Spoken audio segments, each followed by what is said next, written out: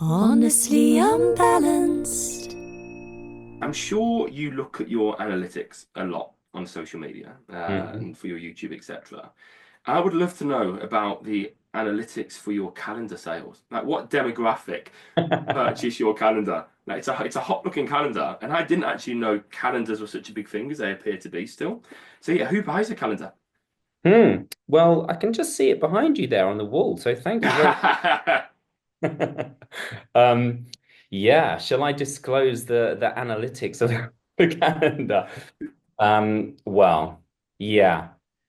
I don't know if this probably won't surprise many people knowing the world of Instagram and social media, but it's high percentage men, I'd say. More than 50% of them were men, whether that's their girlfriends or for themselves. Well, we don't know. But this is how it all started, I guess, for you, is a desire to be a fitness model. And that, of Yeah, course, that would have got you a certain audience to begin with, like people that like the look of you. And I'm sure many men and women. Uh, but yeah. that was the initial start to the trajectory of where you are now. And where you are now is very different. I'm not saying you don't look good now, you look very good now still. But there are lots of other disciplines that you're involving, whether that be kind of meditation and breath work, etc. Yeah. But when did that kind of transition take place from wanting to be a fitness model to then integrating that with social media and YouTube and the like? When did that change happen? You're right. The very initial journey was my own journey. When I was a teenager, I had the fitness magazines and seeing those guys on the front covers and thinking, how do I get a body like that? How do I train like that? And it's always been a very big interest of mine. I was already in sports and I went to the gym early to try and build that body. And that inevitably led me into a career of personal training. Where I could help share what I've learned and my journey with others to help them. And it really wasn't very long before I realized that it was more than just the physical body and looking good and the the impact that fitness has on a whole variety of well, I mean, an entire life really when working with all of these people one to one. So there were two paths happening at the same time, my career and working with people as a personal trainer, whilst also thinking, how can I progress as a fitness model and be the cover on the front of those magazines as well? So this was all happening at the same time. And I was always very interested in mindset and understanding that there was more to than just the physical reality. And our thoughts create our reality, and that there was more to just biceps and abs and everything like that. And thinking, how can I help people with their happiness, their mindset, and their mental health? And this eventually or gradually evolved into my interest expanding much wider than that, and took me to where I am today, where the fitness is a gateway into these other elements and aspects of my life. And my social media content or my business, my app is going in that same direction as well. Was there a moment for you when you realized the power of those other disciplines? Was there a moment that you were drawn to them because of things happening in your life, or was it a very just gradual process of awareness? Um, there were probably key milestone moments, but it was overall a realization, a gradual realization over time that these other elements are just as important or more important. Like I remember having goals that I wanted to achieve, whether it is the front cover of magazines or release my own app or create social media content. I know that having goals in my mind and visualizing them and thinking about them were really key and important for me to go out and achieve them. And once you first started to, or shall I say, when I first started to achieve things that I first thought was impossible, that then started to create this confidence in, wait a minute, what else can I achieve when I have a specific focus and then pour my resources, time, and effort into that focus? What else can I achieve? And that led me into now yeah, the app, the social media, and also becoming an actor and achieving other things that are my goals. And then when it comes to mental health and mindfulness, these kind of elements, I started to realize that fitness really was a gateway to improve people's lives and not just their happiness and their mental health, but it brings them confidence to go after the career or the job they have or to improve their relationships. And whilst we can all have a fitness journey which makes just stays superficial and on the surface, everybody can do that. Those who are willing and self-aware enough to go deeper, it really can help unveil aspects of themselves that need to be worked on. Like, are you training to look good for somebody else or for yourself, Hmm. and or a whole variety of other things? But that I think is an interesting thing with goal setting. Like it can be wonderful for mental health. It gives you something to center yourself around. But for some people, it can actually be quite negative for mental Yeah, health in a sense, in that, often in yoga we talk about non-attachment, yeah, and you can focus on a goal, be completely attached to it. When you hmm, achieve it, there is a risk that actually, you are satisfied for all of a minute, and then you focus on the next goal. The Stoics called that hedonic adaptation. Uh, yeah. and what are your thoughts on that? How do you navigate that process of focusing towards a goal, but without letting the achievement of that goal mean you are a happy or a sad person? Yeah, great point. I think for years I was on one end of that scale where I was only happy once I had achieved that thing that I was working towards. And you're right, it lasting a minute is Mm, probably accurate before I think about that next goal and working towards that next thing. And it took repetition of that cycle for me to realize that, wait a minute, I can't wait for that achievement to be happy. And it was a gradual process of finding this balance, this paradox of wanting more but satisfied in the present and really just the gratitude process and being present with all that is in this moment and finding ways to be happy in the now whilst um, being excited for what the future might hold and having the motivation to work towards them. And I think it's a real fine balance of this paradox, which is only a personal practice and a practice that is never totally owned. It's a daily, continuous practice of checking in with myself, of or having goals, but finding the happiness and the gratitude in the present moment. when you were first training, the goal, I guess, was relatively objective to achieve a certain look to get into magazines or like. Uh, and you obtained, I'm sure, lots of skills in that process. Skills in terms of determination, motivation, commitment. Which of those qualities do you think was most important? Was it grit? Was it a willingness to be consistent? Was it determination, inspiration? Um, I think, well, I mean, all of those you just listed, I think are fantastic skills that I really did learn in those early stages. And who knows how far back that goes into when those were learned, but I really did put a lot of those into practice.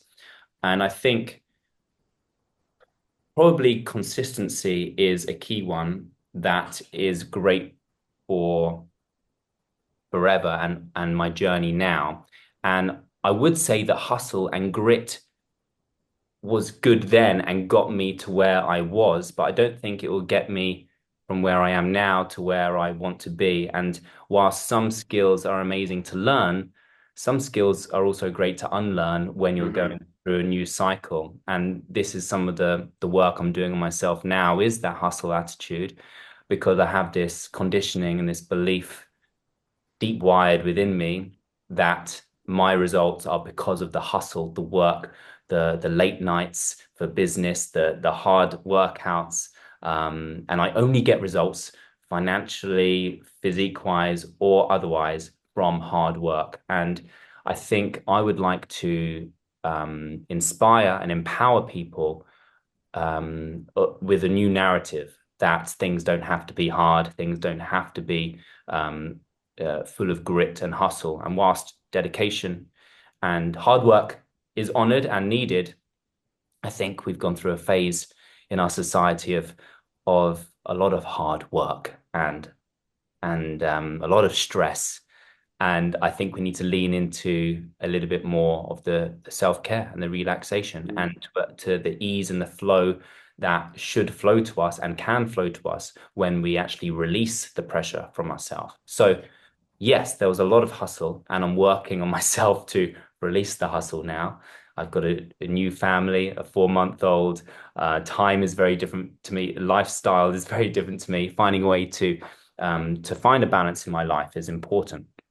So that's why I initially said consistency, because consistency doesn't have to mean intensity and hustle. Consistency, I think, just means showing up for yourself, for the thing that's important for you or the things that are important for you. So whether that is the yoga routine, turning up to the mat, whether it is the 10 minutes of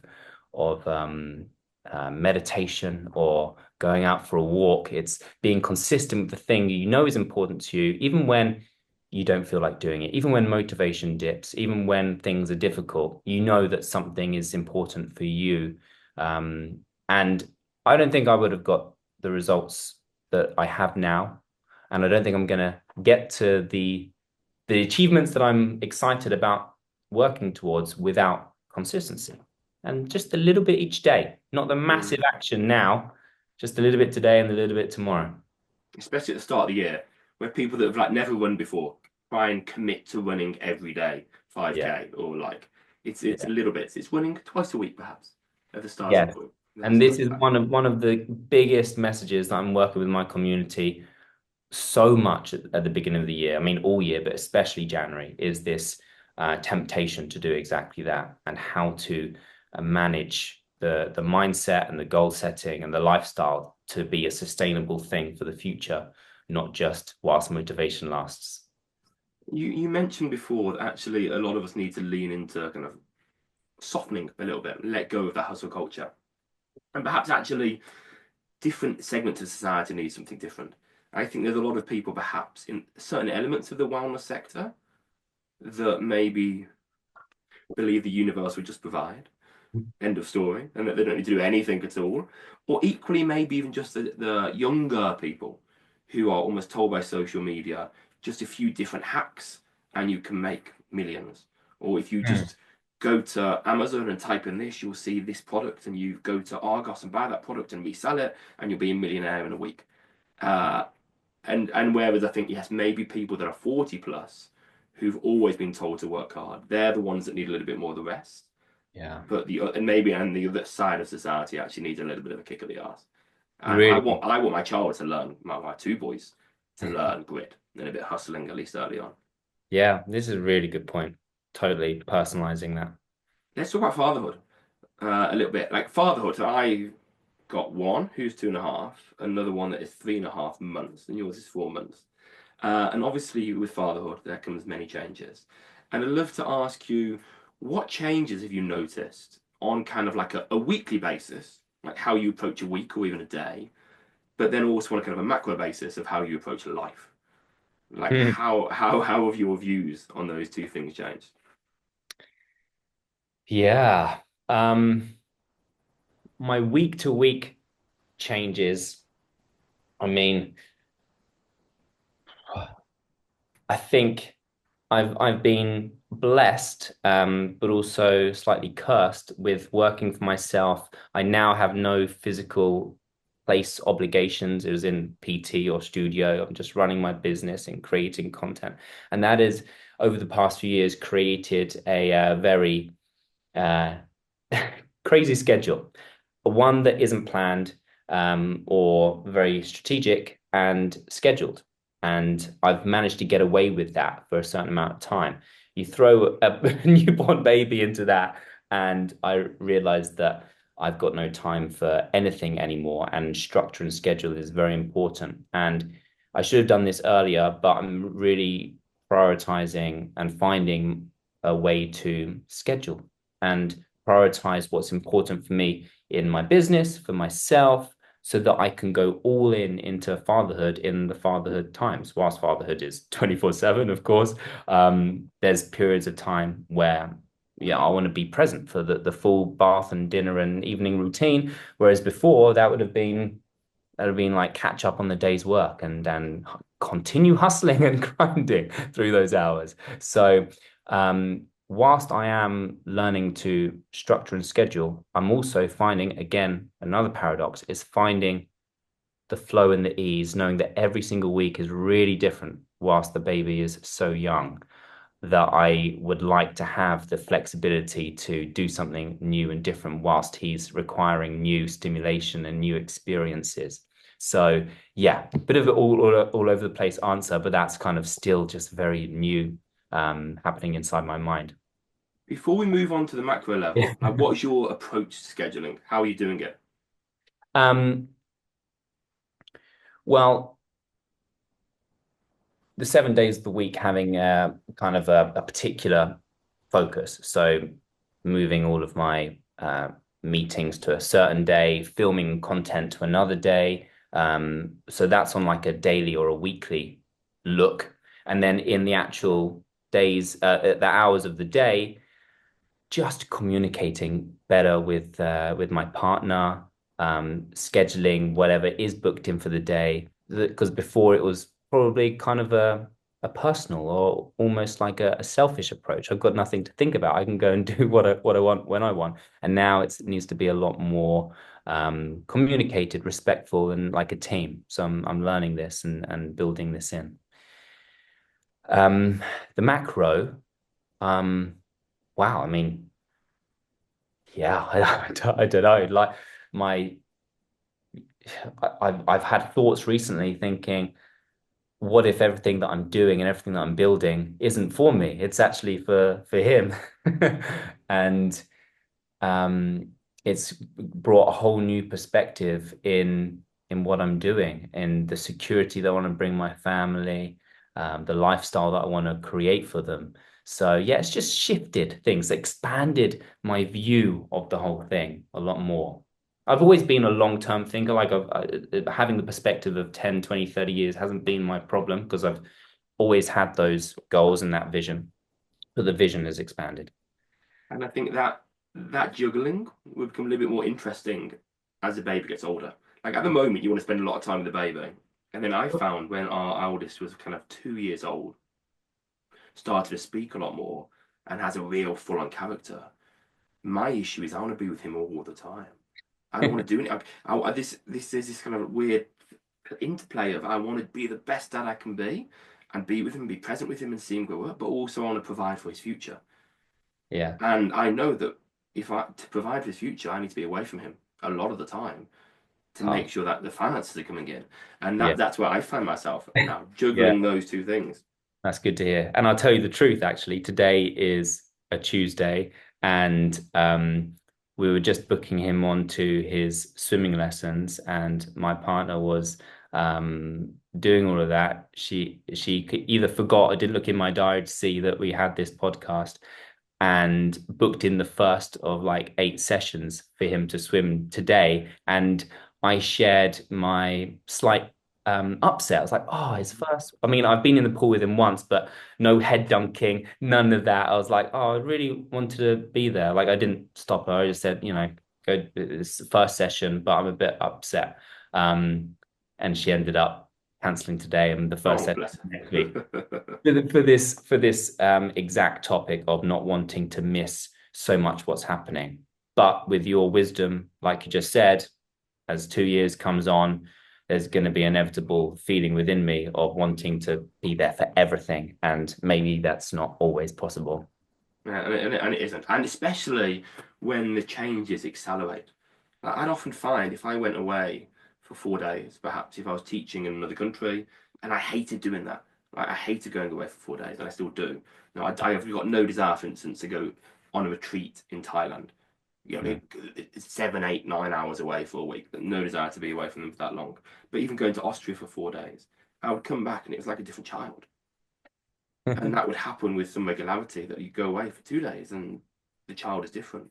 Yeah. Uh, and did you expect this? as a dad, like I don't know if you had this as well, but I didn't particularly like other people's children.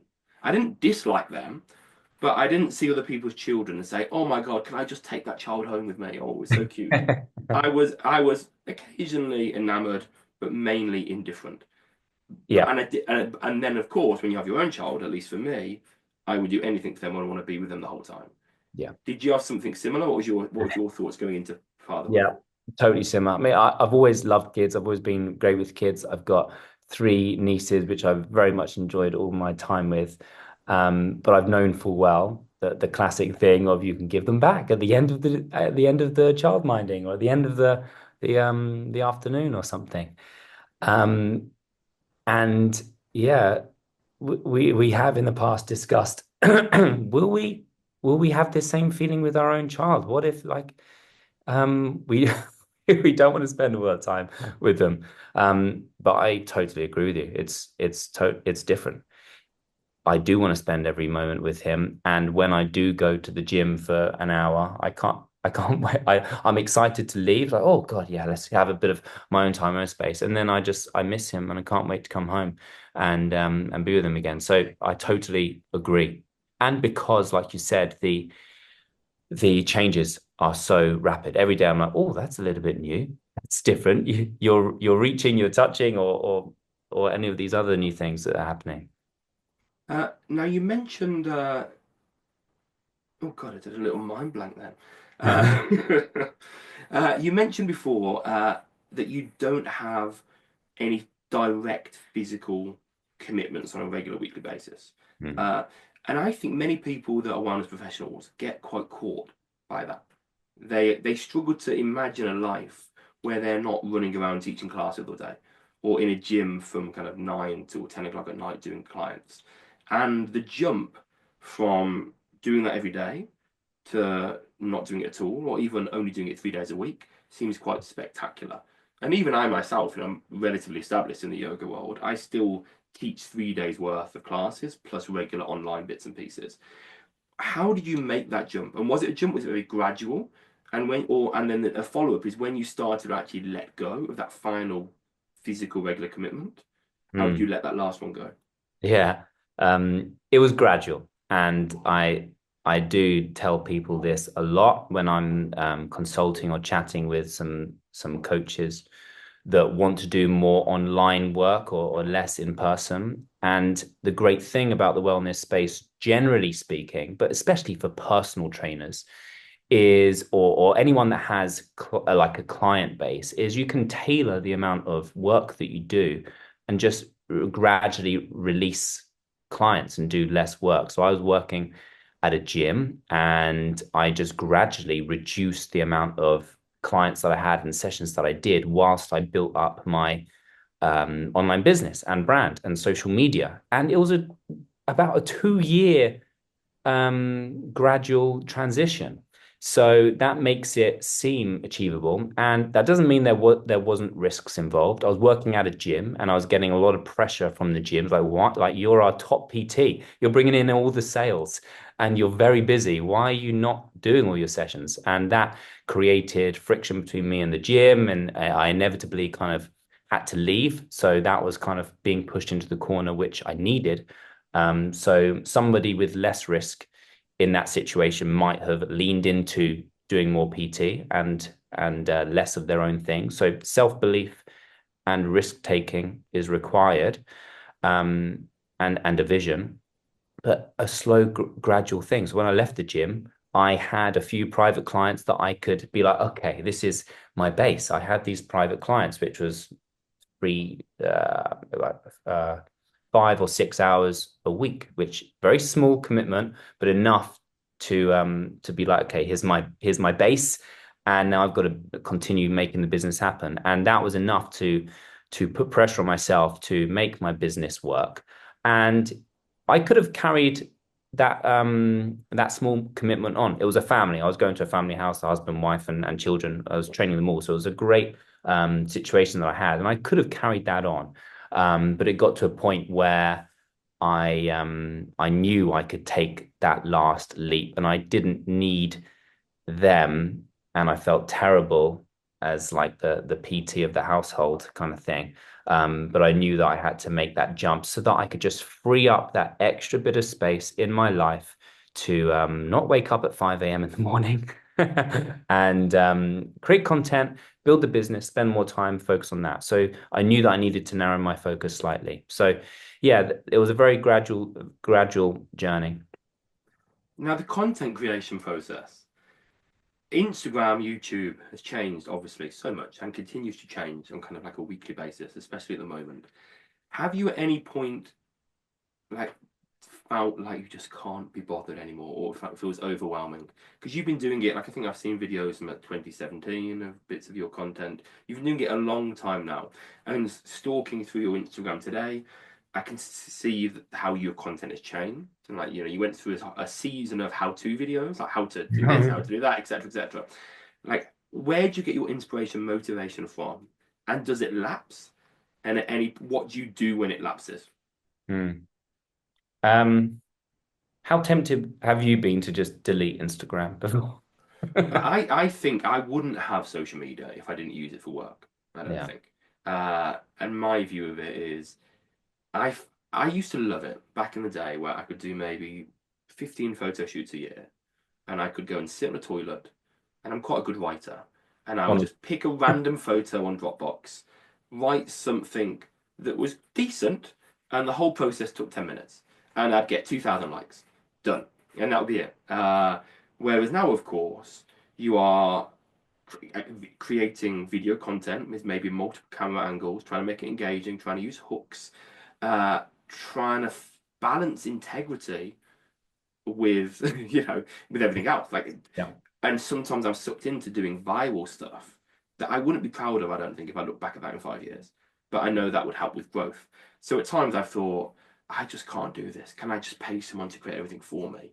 And my content creation at the moment with the kids is have an idea, run into the studio, film it in 10 minutes at a push, edit it, push it out there, and just hope for the best. I mean, you've described pretty much my outlook with it as well. Very, very real, very honest opinion of it, and it is overwhelming, and I do get frustrated with it. And yeah, back in the day, I would love it as well. I think because inevitably there is this attachment to performance of the post and reaching people. So inevitably, as these platforms have matured and performance goes down, it does leave you feeling frustrated that ultimately effort has increased because, like you said, it was mostly image, and now the creative is unlimited. These platforms now is like, well, do what you want on here. So the effort has increased and the results has decreased.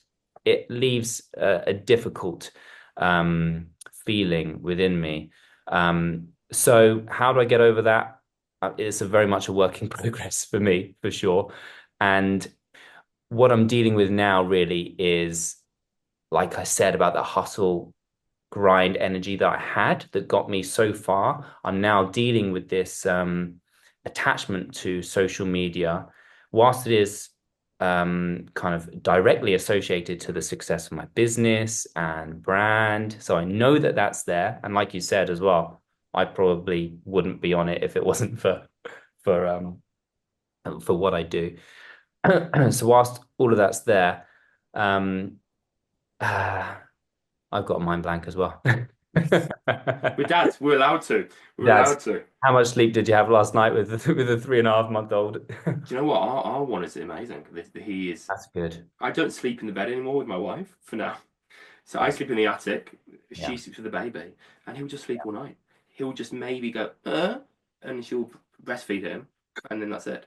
But I'm That's waking up with our toddler, and yeah. our toddler's waking up at 5, and we've just introduced a system of like green light means he can wake up. Like what a device it's called a hatch device, Nice. and you control it from your phone. But instead of me waking up to the sound of him saying, "Daddy, where are you?" all I hear in the morning is, "Daddy, where's the green light? Where's the green light?" So it hasn't really changed that much, to be honest, at all. That sounds Amazing. First of all, we have had conversations about whether I should sleep separately and whether that would help. So nice to hear that you do. And yeah, that toddler age. Yeah, I've heard from other families about having like a time on the clock that they can read maybe, or something that shows that that is the time that they can start coming out and waking their parents up and stuff. So good luck with that green light. Going back to the mind blank, I think what I'm doing now really is prioritizing what I need to do on social media. Now Mm, there's so many platforms, so many ways to create, you can't do it all. I've gone through phases of doing it all. And like I said, with that hustle energy, I'm finding that attachment being broken. I used to post every day on platforms, and now I'm like, oh, I forgot to post today, or I haven't posted for a few days. And that feeling of inside of me is getting less and less and less of like, nothing's broken, nobody's there waiting for my post, nothing's fallen apart. And that's getting easier for me to just create from a place of inspiration. And when I have something and when I want to say something, and if I go into a state of creation because of that lack and that need, and I must show up and I must get likes and must be there, then ultimately I think the frequency and the energy of that post isn't going to be what's needed in the world. So I'm trying to flip that and think to create from a place of energy, of support, empowerment. Like, what is my purpose? And knowing that everything that I do create and however I show up in the world needs to come from this deep-rooted purpose that I have in my life of helping people get fitter, healthier, happier, more connected to themselves. So if I remove all the desire of likes and reach and created something from that source, then I suddenly realize I don't really care how many likes it gets or how many people it reaches, because it should land on the screen to some people that should arrive in front of. That, in theory, is a perfect outlook and is not always how I'm dealing with my relationship with it, but one I strive to work towards. Something a bit more practical is I've been doing YouTube a lot right from the early days. And from a results and longevity point of view, I found that YouTube is really great for me because it's a search engine. It's Google, and people are watching videos which are years and years old. That doesn't happen on Instagram and Facebook. It disappears, never to be seen again. And it's like, oh, that was great. Good 3 hours of work to be seen and never seen again. So therefore, I'm starting to put, put more effort and focus into my YouTube creation because it's long form and is most similar to my product as well. So the conversion to my product is probably higher, and it helps people in years to come. So yeah, it's a work in perfect. progress. On that note with social media and campaigns, or not campaigns, but content you create and it just disappears. I'm a strong advocate of reusing content. And there's nothing wrong with that, I don't think. Like if Nike spent 5 million on an advert, they wouldn't use it once on the Super Bowl, and then that was it. They'd keep using it and chopping it and changing it. I think any content you've created in the past, as long as it's still good enough quality, I think it's fine to reuse. Maybe you cut it, maybe you tweak it, maybe you even just do the reshoot it. Like exactly the same content, but just reshoot it in better quality. I'm So a big advocate of that. I think that's a good thing to do. So true. And for many years I was anti that, thinking that it's been out there and nobody wants to see it again. But when you do look at the analytics and realize that, yeah, 10% or less of your followers have seen it, why would you not repost and reuse? Because most people probably haven't seen it. And the ones that have seen it probably don't mind seeing it again if it's valuable and useful. So thank you for saying that, because I need to do that more. And do you I was going to ask, do you outsource any editing or like? I've noticed that I acquire lots of skills, and then within 6 months, a new app has been created that lets everyone do the thing far easier. So, for instance, I became like an expert in Premiere Pro. Well, not an expert, God no, not an expert, but competent at Premiere Pro. And then CapCut gets released, Yeah. and people are doing things that I can't even do on Premiere Pro on CapCut. And I'm like, okay, well, that was a not a waste of time. But okay, no. Next thing, go Adobe Audition, learn how to make sound beautiful, and then AI just everything. Yeah, Yeah. everything sounds beautiful straight away. Yeah. Sounds like I've been through a similar journey. I did a lot of things totally myself. And I think tech is just speeding up so fast that inevitably, if the demand is out there in the space, then it's probably going to get automated and created in some way. So now we learn and know. But yeah, I mean, I outsourced the long form videos for the like graphics and YouTube and the videos inside my app for some basic stuff. And I've gone through phases of sending those short videos out to editors and stuff. But like you said, these apps like CapCut and everything, it doesn't require much effort if you have the vision and you know what you want. It doesn't take too much time for you to do it yourself. If you're posting every day and you have the content, then yeah, it's probably not my best use of time to do it myself. And I could have a trusted editor to work through that if I was being most productive. But for the amount that I'm posting at the moment, I just do it myself. Let's talk about the different strands of what you do now, and we'll ask kind of smaller questions about each strand. So let's focus a little bit on kind of the weights, etc. first. And I saw a video where someone asked you this particular piece of equipment or this one, and then you moved on to the next, etc. And you ended up with, I think, barbells. I No, think, cake. yeah, cake one in the end, but barbells were the close second. So I just wondered why barbells more than anything else if you could only pick one form of equipment. Hmm. I think it did end last. However, I probably struggled to decide if I had them all laid out and I had to choose one. It just worked out last because of what it was up against. And I think if you recall in the video, I think like kettlebells, I think, was They just were doing like well for a long time. beating everything. So yeah, it's very difficult for me to choose. But I mean, barbell probably one because just for the the nature of the exercises that barbell exercises are. They're compound, they're full body, but you can still work the whole body, even with isolation as well. It's all there and it really builds full body strength. And kettlebells won for a long time in that video because they have even more versatility than a barbell, I would say, and is incredibly functional.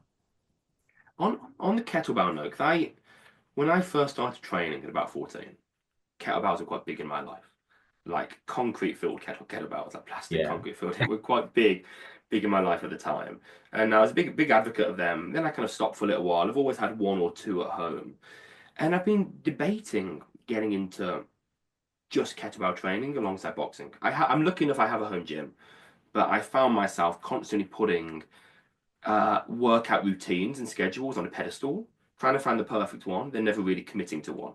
It was all too complex for me in my time of my life. So I thought maybe I just use kettlebells and do my boxing, and that's it, even though I have other equipment. Then I noticed a lot of people that seem to use kettlebells exclusively, not all, but a lot, don't look particularly jacked and strong. And maybe that's because they're doing competition kettlebells, which is all about efficiency and momentum. I'm Hmm. not sure. What are your thoughts on that? Can you get bigger through kettlebells, would you say? Or is it more cardio, like not a bit of Yeah. cardio and conditioning?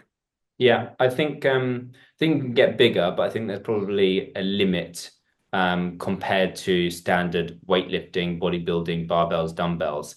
So whilst yes, you'll definitely get stronger and you'll build muscle, I think I would agree with the people that I've seen that use just kettlebells. They can look very lean, they can look athletic, muscular and in shape, but I think muscle mass and bulk, there's probably some limitations there. But I think there's a great way to train. And I think if you're looking for extra bulk on top, which most people don't need or want, most people don't want to look like a bodybuilder or have huge amounts of muscle. So I think a kettlebell, exclusive kettlebell training is an amazing way to train for sure.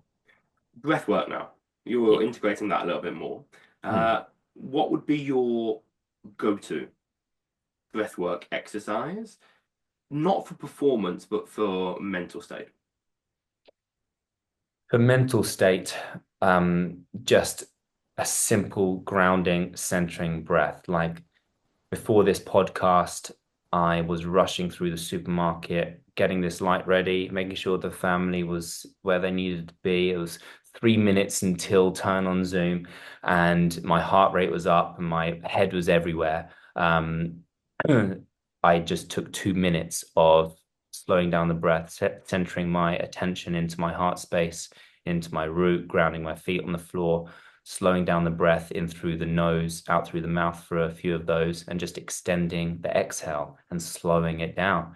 That I think for me, whilst I do more structured breathwork practices and longer practices when I can, for me, that's probably the tool that is most commonly used in my life and would probably positively impact so many people's lives if they took that 2 to 5 minutes to do something like that. Um, and that's an often a thing that I might do before a meeting, before something I've got to perform for or go up on stage to do something or whatever. So yeah. And the final aspect, meditation. You meditate. Uh, what's your go-to? 'Cause obviously, for anyone listening who's not familiar with meditation, there's so many different styles. And without getting into the detail, I think there are some, in an easy way to describe it, there are some that are very much led by a teacher or facilitator, in that they're talking the whole time, taking you on some kind of journey. There are ones where you might have an object of your focus. That could be a candle, it could be your breath, it could be uh, a mantra or a like. And then there are meditations that are more just silent and actually like this, just do nothing style meditations, which often is kind of Zen style, do nothing. What's your preferred style? I think I'm getting good at um, being aware of what I need on the day, and that can change from being guided. It's like I really just want to listen to somebody talk to me and take me on a journey, and other days where maybe I feel a bit more practiced, uh, and and I feel like just going into that emptiness, that space, and that silence, or maybe the silence isn't silence, and maybe it's an binaural beats or a sound of some form that takes me on an inward journey. So my preference at the moment is that nothingness, so I can focus on my breath and kind of just expand my space out rather than a focus or a visualization or a guided journey, which have their place in my life, but less so at the moment. And I think it's also because I'm incredibly interested in my spiritual journey. And whilst meditation has played its part in my mindfulness and my mental health, and of course is very valuable for everybody, I'm really interested in other things like connecting to my higher self and going into higher dimensions and telepathy and channeling. So I know that I think I know that spending more time in expanded nothingness is going to open up those places for me individually. And that's probably not going to resonate with lots of people, but it's where I am in my spiritual journey and my desires at the moment. I'm similar. I love silence. I just love. Anyway, let's do some quick fires. Tiny little quick fires. What misconceptions do you think people often have about you? That it's all about fitness, that it's all about workout, that it's all about physique. And hopefully I'm breaking that down bit by bit. Any new habits you're trying to add to your life?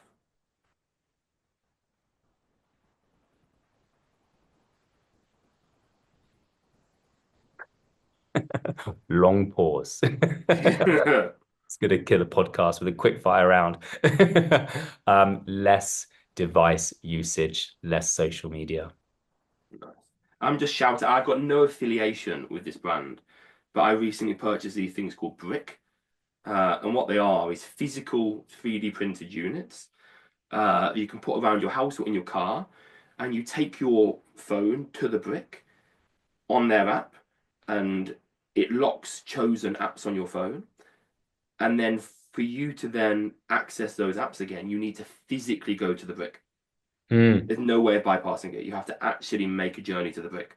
So it's perfect as a dad for family life that when you're going to the supermarket, you can just brick the phone. So you're not yeah, going to check Instagram while you're at the till. You've just got the apps that you absolutely need. It's that's been a game brilliant. changer for me. And why that's so good is because it's habit breaking. And so often I find myself my fingers just go to a place and there's no conscious reason as to why I'm going there. And I know that we all do the same thing. It's just a habit to go open this app. And I'm starting to become more aware of like, I'm going to consciously choose to go to an app because there's something I need to do there. I mean, very often the app takes you on a deep scroll after that. But opening it is the first conscious choice. How would you decide what's worth your time? Whether well, prioritizing whether it needs to be done now or later, whether it requires me to do it or somebody else to do it, like an admin assistant or a member of staff or somebody else, um, and how key it is to my narrow focus of importance. And then So how, oh, sorry, go on. yeah, no, so I was just saying, so those multitude of factors would go into my decision of whether I need to do something or not. And how would you describe your current philosophy of life? Hmm. Yeah, I'm trying to live in more ways of the Tao and these practices and Buddhism and following my favorite spiritual teachers like Wayne Dyer and people like that, where um, like you said before about being the present and having less attachment. So my current philosophy with that in mind is is presence, joy, love, kindness, gratitude, and honoring the human experience and the emotions that come. It doesn't mean you're just going to bypass all negativity, but honoring what's real in the present moment, whatever emotion that is. I always love to quote Mary Oliver there, who said that, well, she wrote that to pay attention is our endless and proper work, which I just think captures so many Yeah. philosophies and traditions in Perfect. one little sentence. And then, where can people find you? What have you got going on soon, or where can people find what you do? Yeah, like we said, I'm on all the social media platforms. Alex Crockford is where they're all at, and you can find my app on the app stores worldwide. You can just search my name, you'll find it. And I'm saying that because there's a little change going on in my app soon. So I'm just not going to talk about that. So for now, you can find it with just my name, and more will be revealed on that very soon. That's about Exciting. it. Awesome. Thank you so much for your time. Thank you very much for having me. Honestly, unbalanced.